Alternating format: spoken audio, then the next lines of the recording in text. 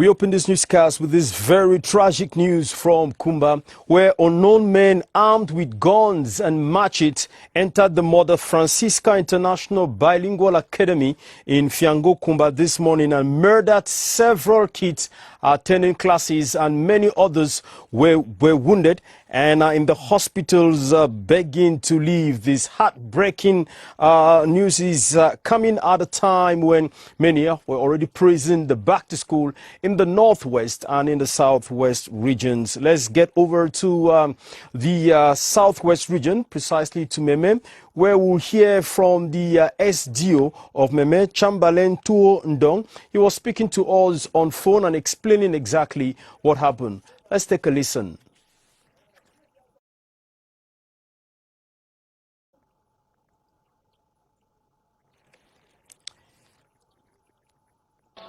Yes, we have been seriously affected this morning, where some Amba fighters went in Fiango, in a private school, and attacked innocent student.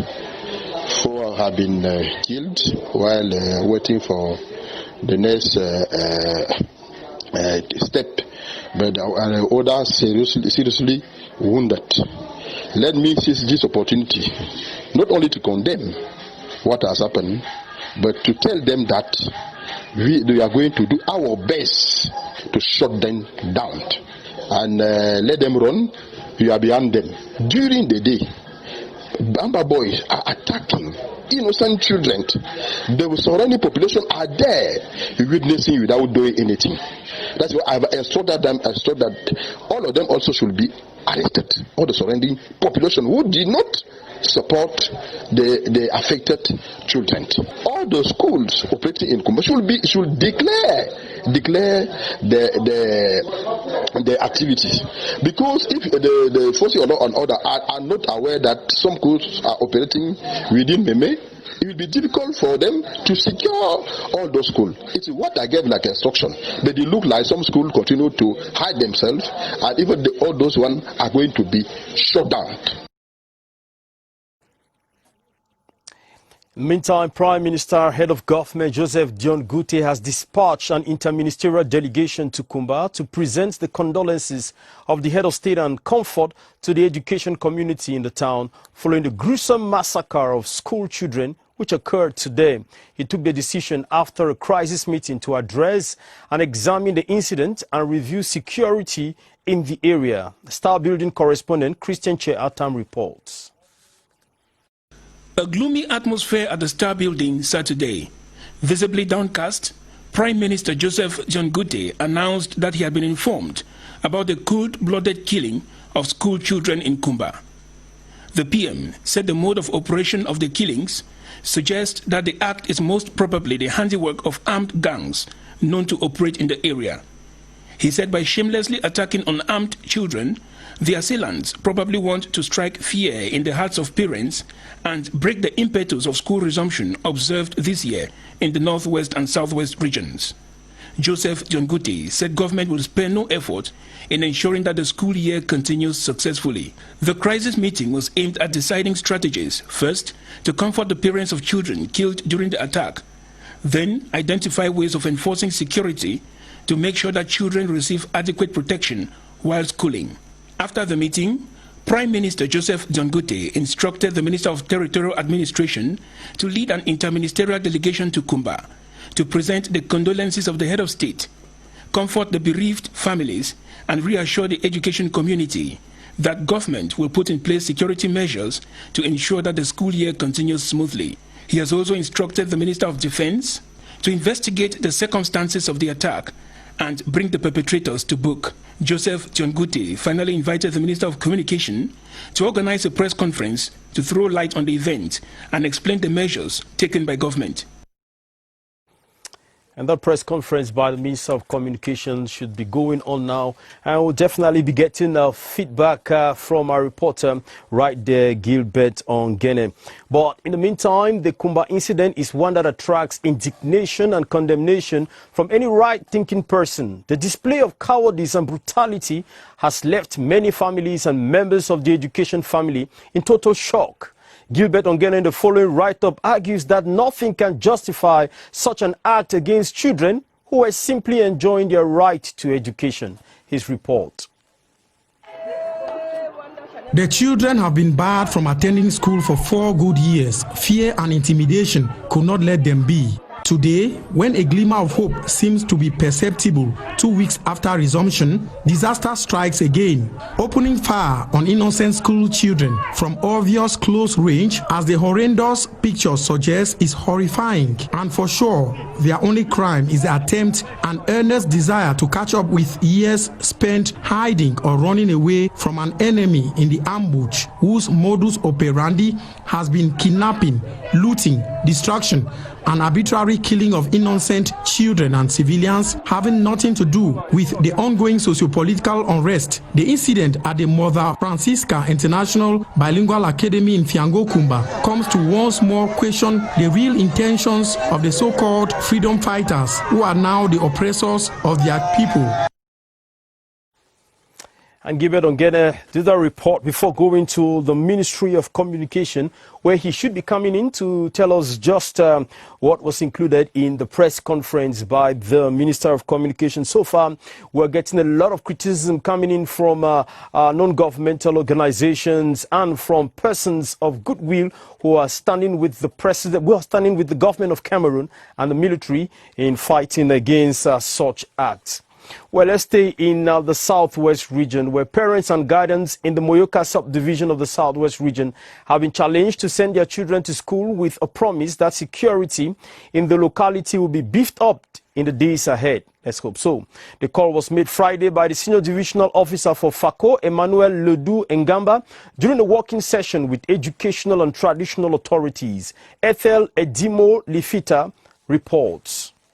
The working session that brought together administrative, education, religious and traditional authorities of the Moyoka subdivision aims at fine-tuning strategies for lasting solutions to enable schools to reopen.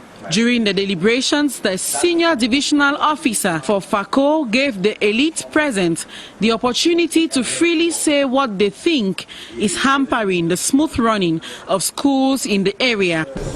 I'm happy because my cry is security in this town.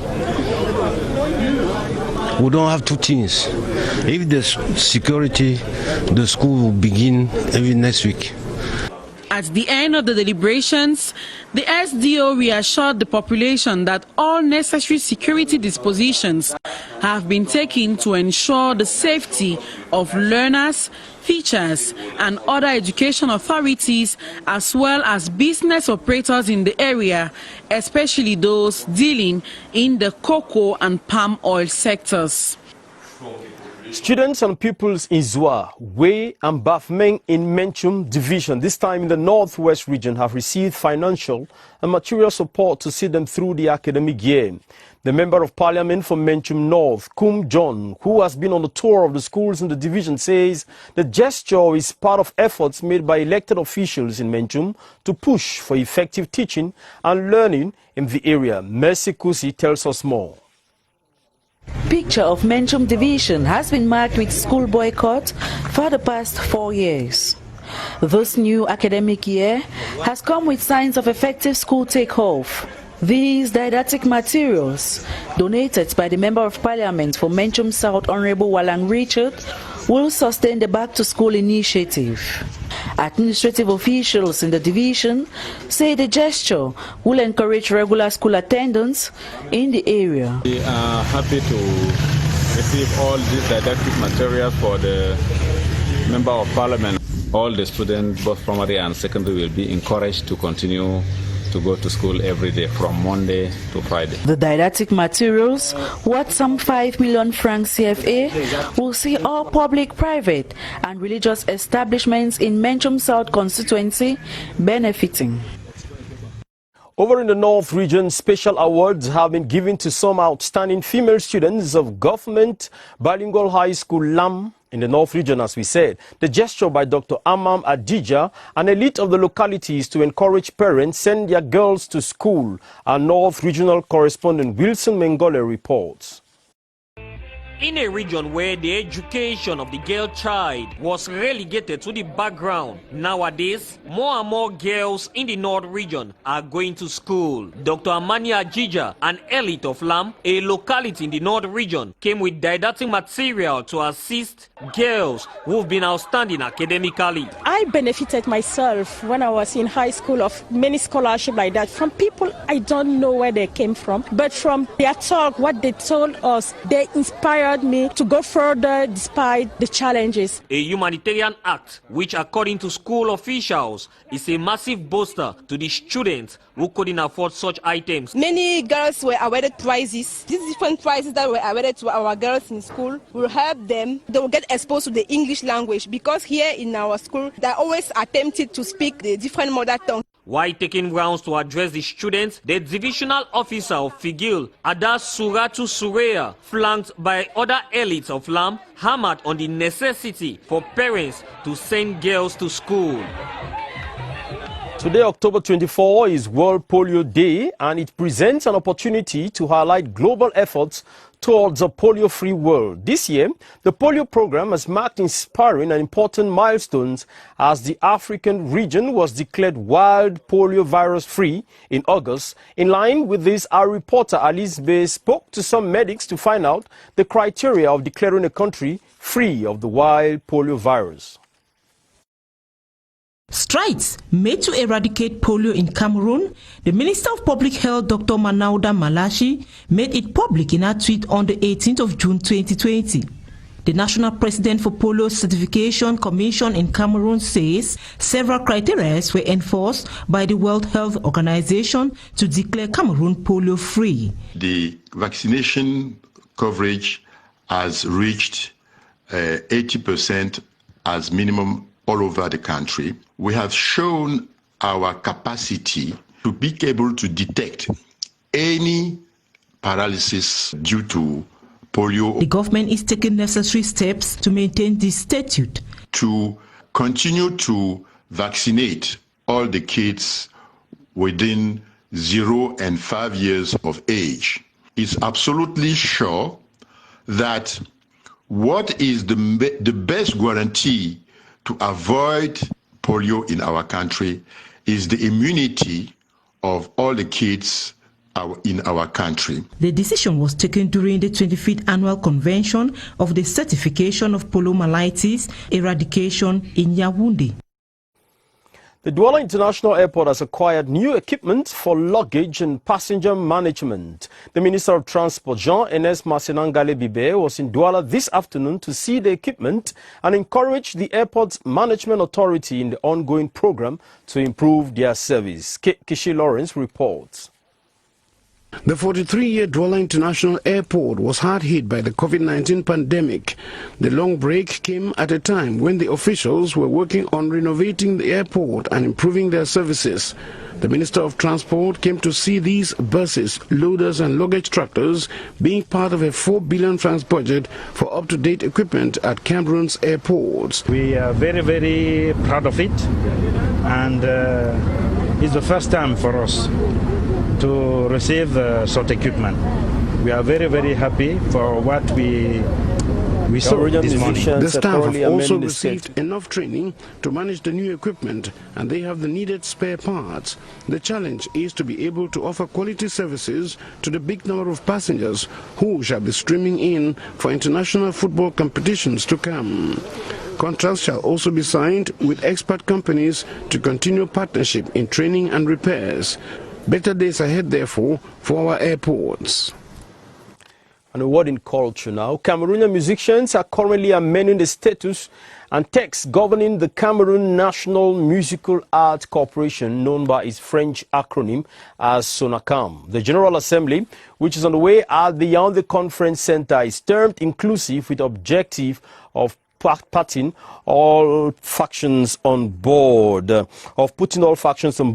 of the goals is to revitalize the artist's copyright body with everyone and for everyone. While chairing the opening session of the assembly, the Minister of Arts and Culture, Ismail Bidungpat, urged the musicians to work towards achieving a strong and more inclusive SONACAM that will meet their aspirations. Some police staff of the Delegation for National Security have been equipped with up-to-date tactics on security and personnel management. This was during a workshop to evaluate the first phase of the capacity building project between the police and the German International Cooperation, GIZ. Beatrice Ngum completes that story. Capacities of the police staff were improved upon in the areas of border security, criminal investigation, forensics, and human resource management. The training is part of the African program of the GIZ that seeks to strengthen national police structures in Cameroon and in 8 other African countries. The evaluation of this first phase of the training that started in 2016 through 2019 revealed that there is need to improve and perfect the results of the first phase during the second one. Some material donation was made to the police, with the Littoral Regional Division of the police receiving a car, while the Northwest Regional Division of the Judicial Police and the Mutengene Police Training Center received equipment. The representative of the Delegate General for National Security, Police Commissioner Dominique Mbaya, lauded the initiative and said the training and material will help the Cameroon police, which is facing new security challenges, better respond to them.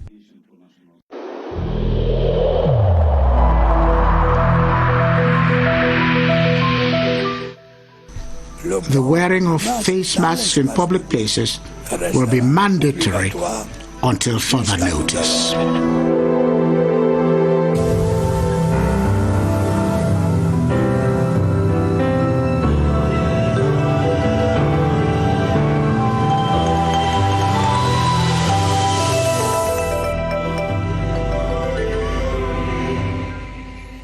Let's talk about our fight against the coronavirus pandemic. And in a tour of the different regions, we take you to the South region of the country this Saturday for the latest updates on how health professionals in that part of the country are working to eradicate the coronavirus. Baldwin Sama is at the Public Health Emergency Center with his guest, Dr. Maurice Mangaze of the South Regional Delegation of Public Health with update. Good evening to you, Baldwin. Hello. Good evening to you, Benin Bumagada. It's the third round. We are taking our viewers over to the south region of the country to get a pulse as far as the situation of the coronavirus in that part of the country is concerned. And tonight, our guest is Dr. Maurice Mangaze, who is the head of the Brigade for the Control of Health Activities at the South Regional Delegation of Public Health. Dr. Maurice Mangaze, good evening. Good evening. Explain to us what strategies have you put in place in the South region to try as much as possible to be able to fight against the spread of the coronavirus in the South? We have 3 strategies in our region. The first strategy is that we intensify case finding in the community using rapid diagnostic tests. So we have rapid diagnostic tests which permit us to do massive testing, that is intensifying case finding. The second strategy is the surveillance. We reinforce surveillance at the level of the community. We also reinforce this surveillance at borders. You know, we have borders with neighboring countries, namely Gabon, Equatorial Guinea, and Congo. So we reinforce this surveillance at borders. The third strategy is that we isolate all positive cases in health facilities or in the community so that we can stop the spread of the disease in the community. Doctor, tell us finally what strategies are equally put in place to convince those who are adamant to change, those who don't want to adhere to these barrier measures against the COVID-19. What measures are you using to convince them? The only strategy we have to convince them is sensitization. We do community sensitization using community health workers that who go house to house to sensitize people to observe safety barriers. We also do mass sensitization through mass media, through radio. So that is the only means we have to convince people to respect, to adopt safety barriers. Thank you so much, Dr. Maurice Mangaze. We remind our viewers that you are the head of the Brigade for the Control of Health Activities of the South Regional Delegation of Public Health. Tomorrow, we take our viewers over to the far north region of the country. Back to you, Benen Bumagana. Thank you very much, Baldwin Sama von Kmer. The people of Mefomo in the Mefo-Anakono division of the Central region have expressed gratitude to God and to President Paul Biya for the appointment of one of theirs as Cameroon's ambassador to France. The Thanksgiving Mass took place today in the presence of top government and senior officials of the presidency as they thanked God for the life of André Magnus Ekomo. Charles Ebune reports.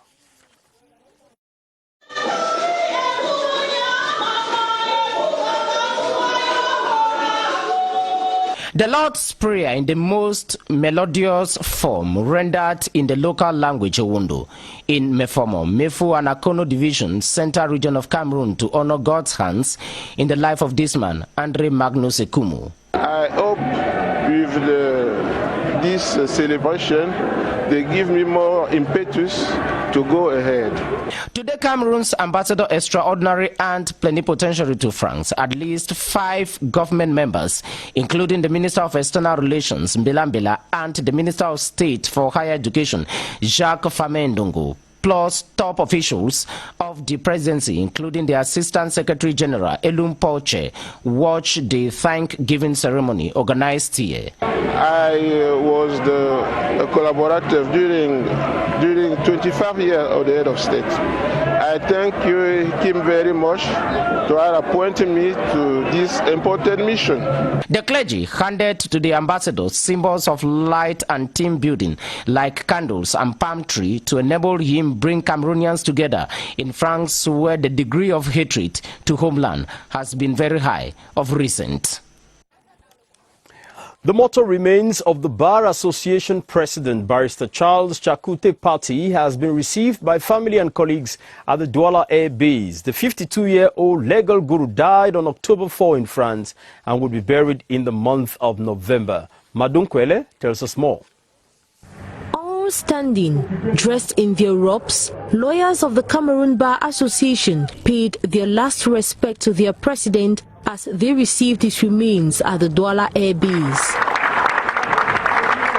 Charles Chakunte Pati, who ruled the Cameroon Bar for close to 2 years, died in France after a protracted illness.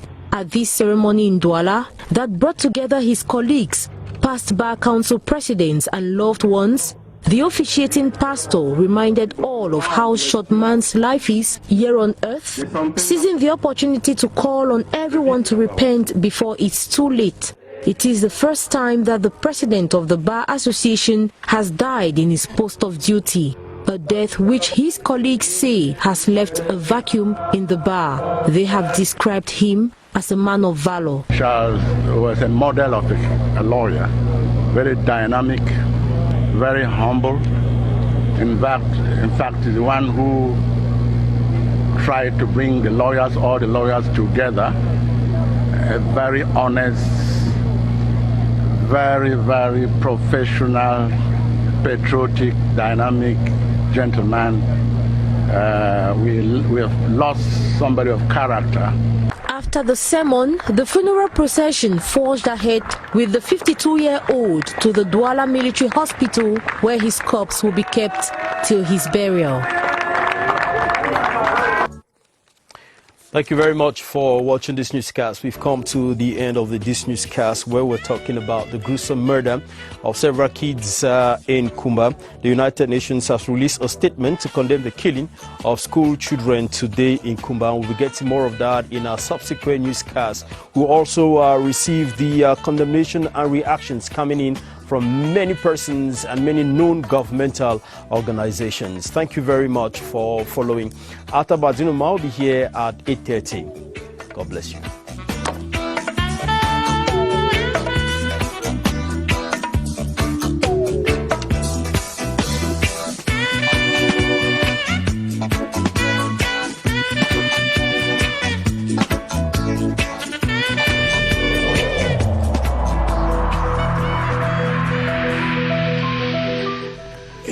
In this connection, we should avoid stigmatizing